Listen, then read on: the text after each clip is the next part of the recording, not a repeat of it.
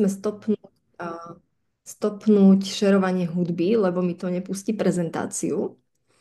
Ale v prvom rade vás chcem všetkých inak pochváliť, že ste tu a že naozaj máte to také dobré vedomie o tom, že prevencia je dôležitá, že zdravie nie je zadarmo, že je dôležité sa vzdelávať, učiť v tomto smere, mať správne informácie, lebo tie nás potom ovplyvňujú, ako konáme, hej, takže toto všetko je fakt veľmi dôležité a super a mne už teraz by malo ísť šerovanie, takže skúste mi možno dať vedieť, či všetko funguje.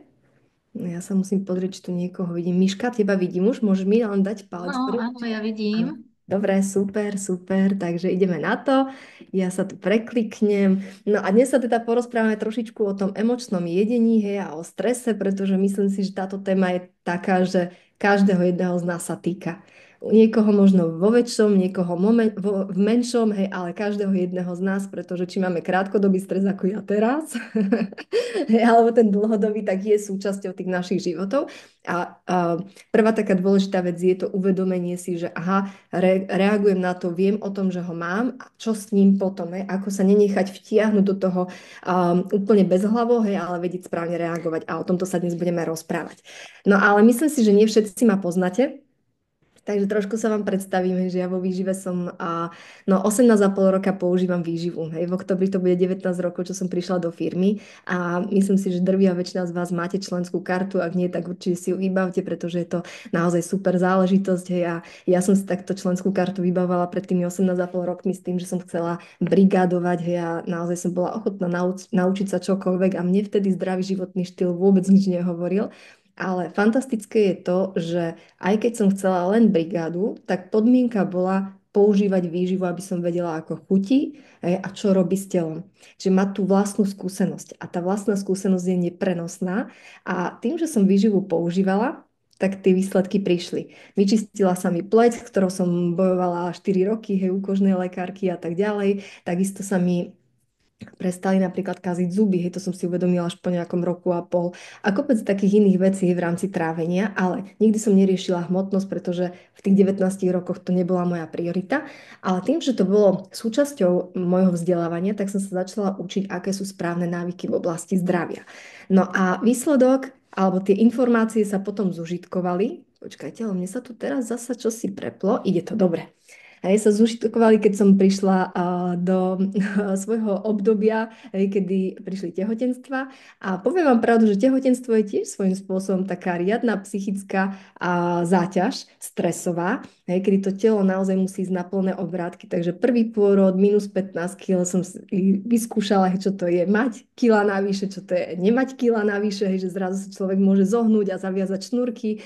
A druhé tehotenstvo minus 20 kg, hej, čiže opäť už to bolo trošičku zasa iné, lebo už som mala iný vek, hej, takže znovu som si vyskúšala, že aké to je, keď je to už po tej 35-ke, hej, že už to není také úplne, že easy, hej, takže tie skúsenosti sú tam, ale zároveň hlavne tie vedomosti, ktoré som za tie roky načerpala, som tu vedela veľmi dobre zúžitkovať a tie ma priviedli k výsledkom.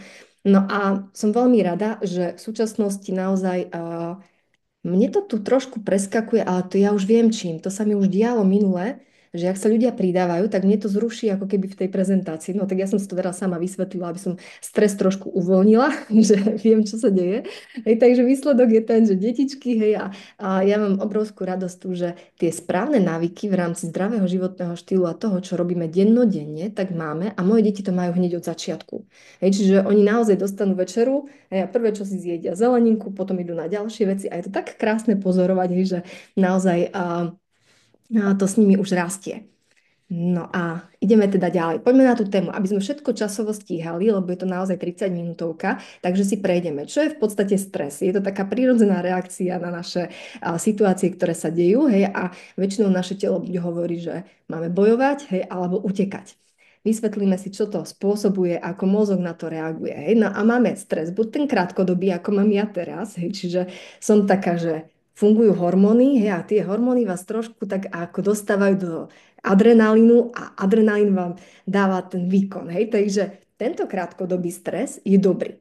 Mne sa raz, to vám poviem tak na odľahčenie, ja si pamätám základnú školu, a keď sme boli na lyžiarskom a mali sme záverečné preteky a mne trebalo veľmi čúrať. Tak ja som tie preteky vyhrala. Hej. To bol tiež dobrý stres, hej, že človek proste bol hnaný. Takže niekedy ten krátkodobý stres je dobrý. Problém nastáva pri dlhodobom strese, kedy hormóny, ktoré nám prirodzene v tele začnú sa vylúčovať, tak sa začnú hromadiť a tie už potom spôsobujú zdravotné problémy. Takže toto není už tá želaná reakcia, ktorú by sme chceli. No a čo to všetko ovplyvňuje? Všetko začína v hlave. Hej, nenadarmo sa hovorí, že veľmi dôležitý je ten vstup, čo dáme do hlavy a ako potom s tým pracujeme. Pretože v hlave máme takú časť mozgu, ktorá sa volá amygdala a amygdala je taký alarm. Alarm zaregistruje, že hrozí nejaké nebezpečenstvo. Hej, spustia sa všetky tie procesy a potom je tam prefrontálny kortex, to som si robila rozcvičku, aby som to správne prečítala. A toto je taký rozhodca alebo taký manažer toho, aby vedel korigovať veci. Lenže keď sme v strese, tak práve tento manažer sa vypína a všetko naše rácio ide preč. Hej, a začne fungovať len to impulzívne, hej, tá taká prvá reakcia. Hej, čiže keď sme na ceste a niečo nám behne nejaká prekažka, tak prvé, čo buď stočíme volant alebo brzdíme. Hej, že to sú také tie impulzívne reakcie, hej, že človek až potom spätne sa nad tým začne zamýšľať, že čo som mohla urobiť inak, hej, alebo čo sa vlastne udialo. Hej, veľakrát si niekedy tie stresové momenty človek nepamätá. Hej, takže tieto časti v tom mozgu na to reagujú, no a vtedy sa začnú vylúčovať hormóny. Kortizol. Kortizol je stresový hormón. Takže kortizol je tá časť, ktorá nám spozoruje, že je nejaké to nebezpečenstvo. Adrenalín, ten nám spôsobuje, že ten srdcový tep sa zrýchli, svaly sa napnú. Hej, takže to je to, čo nám už pomáha konať. Hej, a potom máme noradrenalín, hej, a ten nám zasa ovplyvňuje to, že udržiava a sleduje, kde je to nebezpečenstvo, hej, v takom tom strehu.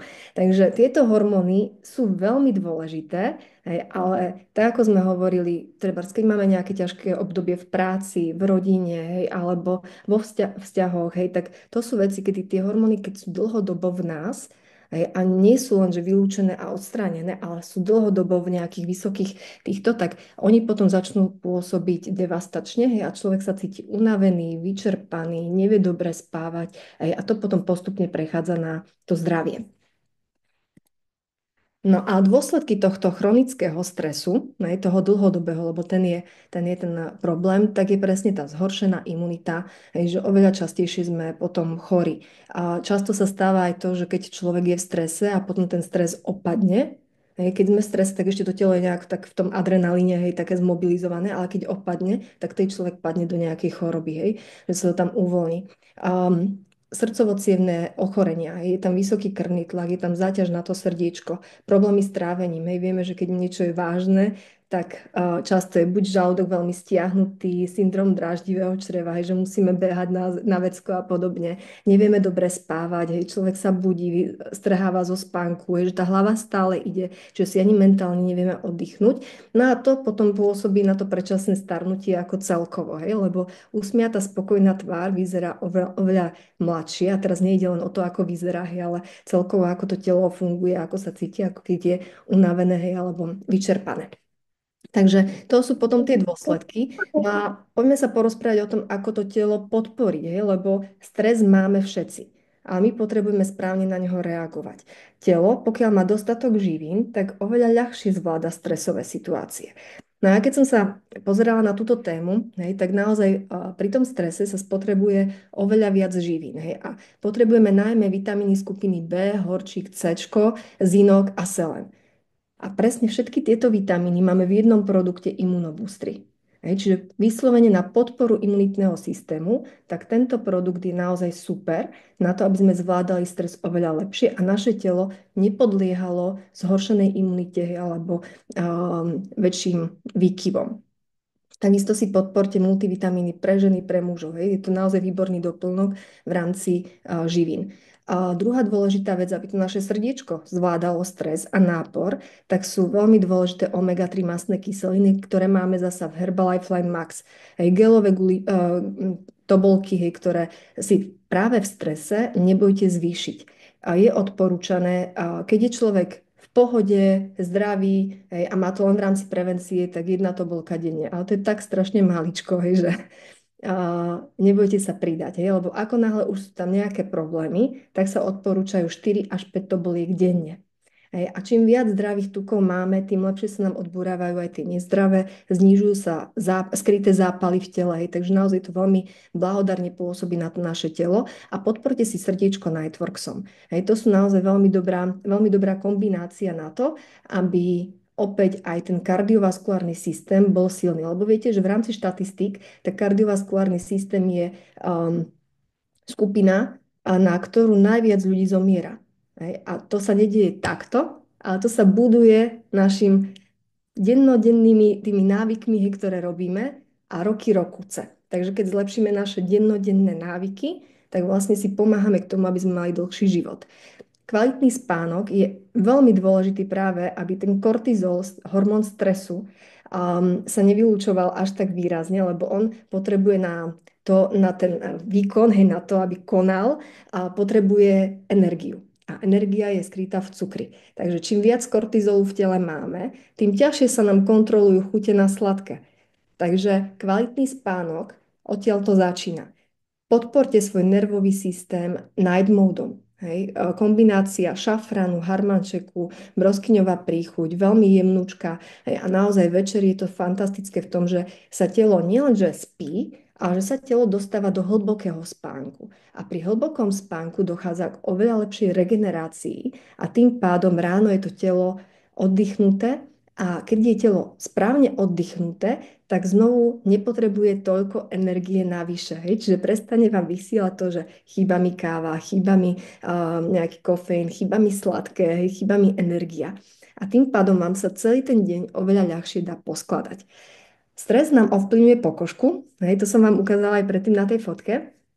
No a na to máme krásne produkty, hej, ale krásne v tom smere, že oni naozaj pôsobia na tú krásu, hej, a to je kolagén a koenzym Q10. Sú to bielkoviny, sú to také peptidy, hej, ktoré nám naozaj pôsobia na funkciu kože, hej, a na tú správnu regeneráciu, po mesiaci sú krásne výsledky s jemnými vrástkami v rámci tváre, po 3 mesiacoch je perfektná hydratácia aj na pokožke, tým pádom ženy, ale aj muži, hej, máme výsledok aj v tom, že jednak pružnosť kože je lepšia a zlepšuje sa celulitida. Takže pred letom úplne ideálna záležitosť je, ale aj celoročne, pretože kolagén potrebujeme a po 25. roku života nám v pokožke klesá. Každým jedným rokom o nejaké to percento klesá, takže treba ho prirodzene doplňať.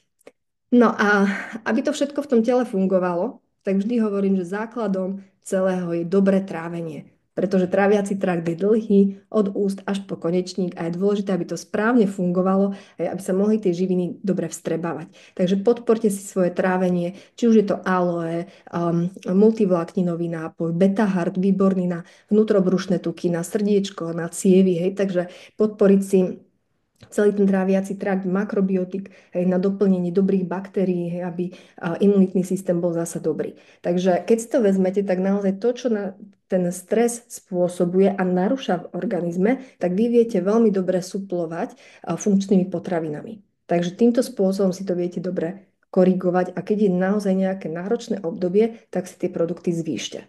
Hej, pretože vtedy telo potrebuje viac. No a čo je emočné jedenie? Tak to vás asi zaujíma. Tak to je jedenie, ktoré není spôsobené tým fyzickým, hej, že som hladná, ale je spôsobené tou emóciou. Či už je to smútok, hej, alebo je to ten stres, alebo niekedy to môže byť aj z nudy. Hej, večer človek príde po práci, to sa mi stáva, hej, že keď sa rozprávam s klientmi, tak to z nich opadne. A čo budeme robiť? Tak teraz si doprajeme. Hej, a doprajeme si to jedlo. Takže toto sú nie ideálne spôsoby jedla, hej, alebo konzumácie jedla, pretože potom to má samozrejme následky na to naše zdravie a často to potom spôsobuje, že človek sa necíti, nemá dobrý pocit sám zo seba. Takže, čo sa tam deje? Aby sme si to znovu vysvetlili. Kortizol, už som vám hovorila, hej, že je to hormón stresu a tým pádom on sa pripravuje na ten výkon a potrebuje cukor. Čiže nám hovorí, s nami komunikuje, hej, že daj mi ešte viac cukru. Hej, tým pádom nám vznikajú tie chute na to. Zároveň nám stúpa grelín A to je zasa hormón hladu, čiže znovu sa nám zvyšuje viac hlad. A toto všetko už riadia hormóny. Čiže ako náhle sa už narúša táto hormonálna rovnováha, tak je to veľmi náročné ustať. Takže my si povieme aj, akým spôsobom tú rovnováhu naspäť nabrať. Takže tento hormón grelín nám zasa hovorí, že jedz, doplň tú energiu, niečo sa deje, potrebuješ mať zásobu, hej? A leptín je hormón, ktorý by nám mal povedať, že stop, stačí. Lenže on je vtedy vypnutý. On vtedy klesá, aby vytvoril ten pocit, že potrebujeme. No a tým pádom nám hovorí, že mám málo, potrebujem viac jedla. Takže úplná ideálna kombinácia k tomu, aby sme stratili prehľad a kontrolu.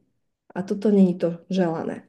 Takže aby sme mali kontrolu nad tým, tak vám o chvíľku poviem, lebo teraz mi tu skočil ešte jeden slajdík, na ktorý som trošičku zabudla, ale je to zaujímavé, lebo vidím tu aj mamičky s detičkami, takže povieme si trošku o tom, že sú ľudia, ktorí v strese nejedia.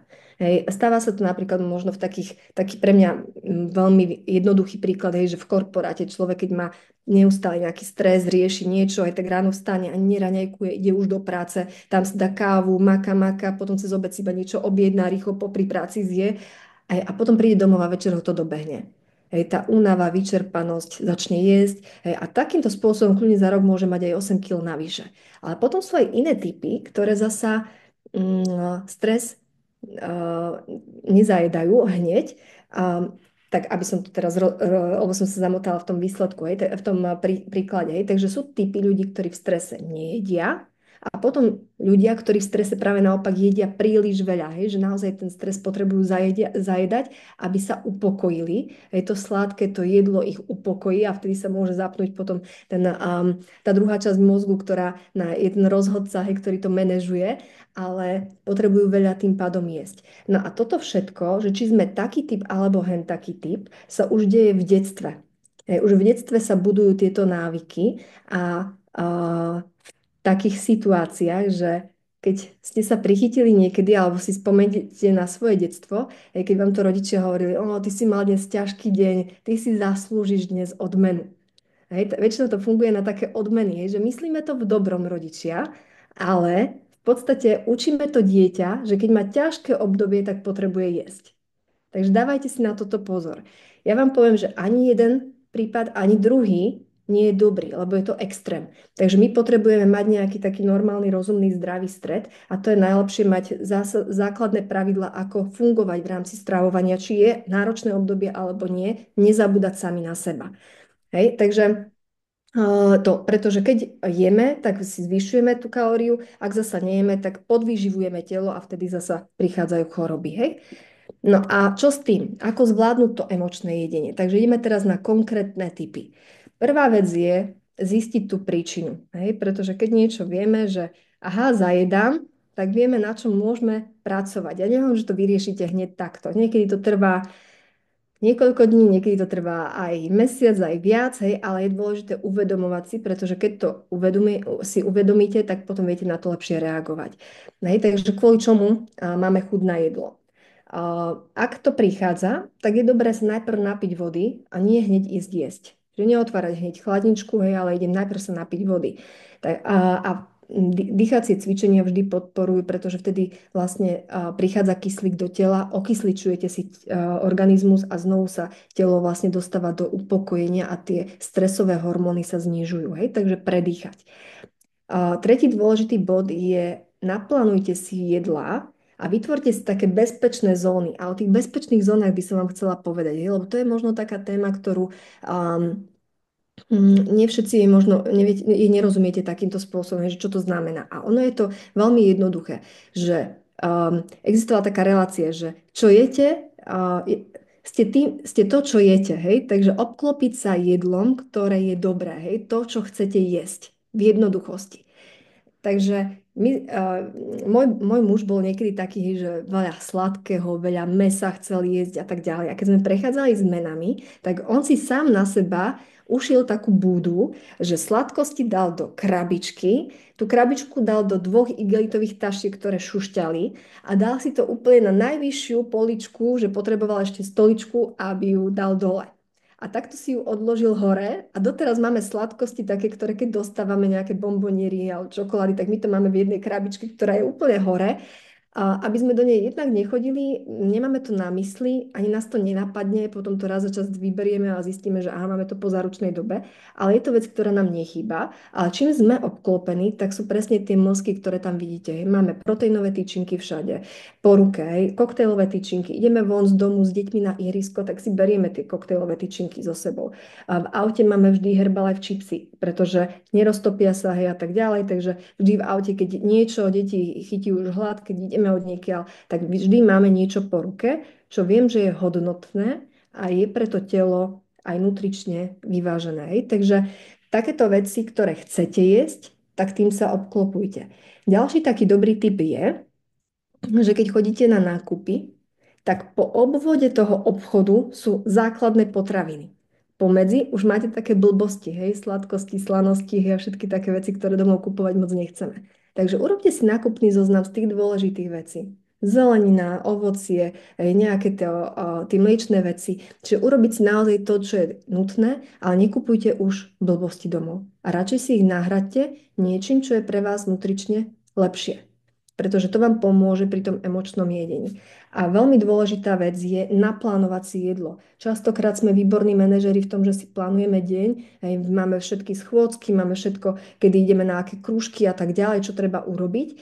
Hej, takže to si plánujeme, ale jedlo, ktoré nás živí, ktoré nám dáva tú energiu, tak na to zabudáme. Takže rozdeliť si to jedlo a potom mať také tie barličky po ruke, hej, ktoré si beriete so sebou. Takže plánovať. Pohyb a spánok. Hej? A ja mám takú frázu obľúbenú, že každý deň aspoň 10 minút pohybu, pri ktorom sa zadýchame, hej? Aby sme zaťažili trošku náš kardiovaskulárny systém, hej? Aby to srdiečko pracovalo, hej? Ale nájdete si pohyb taký, ktorý vás baví, hej? Niečo, čo vás bude tak ako náplniť. Vôbec to nemusí byť, že hodina vo fitku, hej? Nejakého tvrdého makania.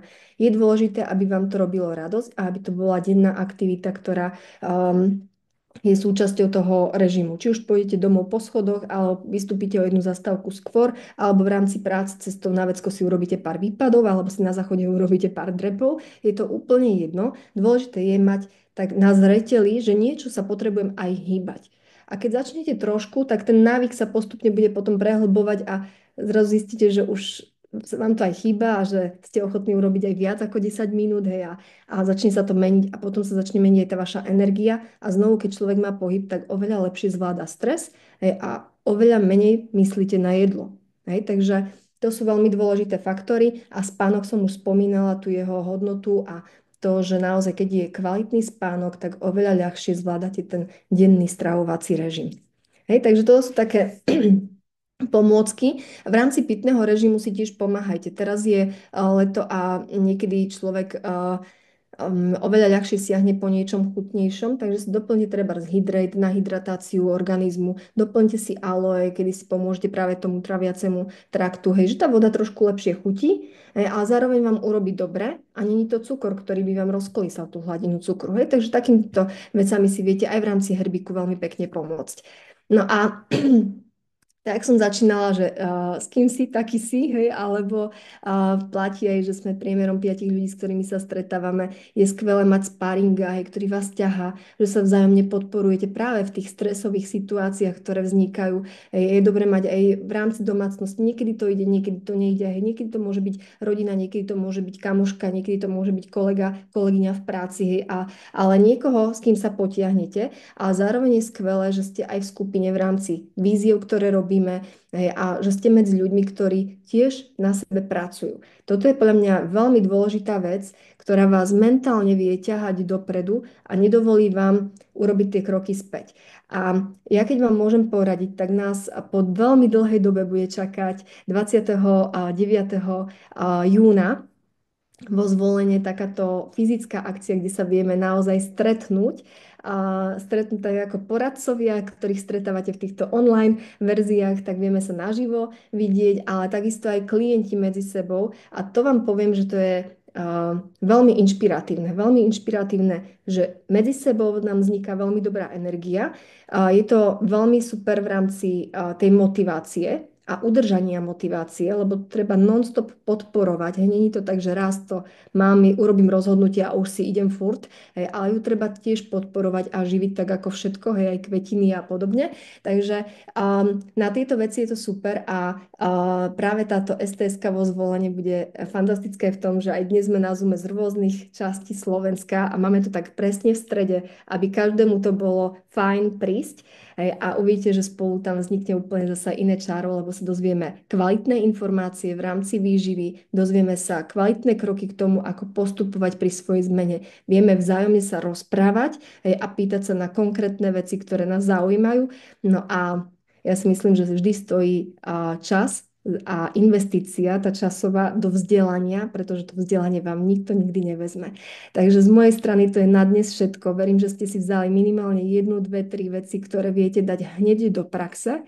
A je to o tom, že robiť tie kroky.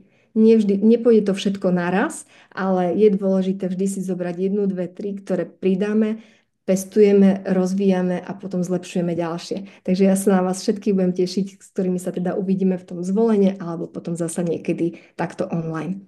A držím vám palce a ešte vo výzve k vašim výsledkom. Ďakujem krásne.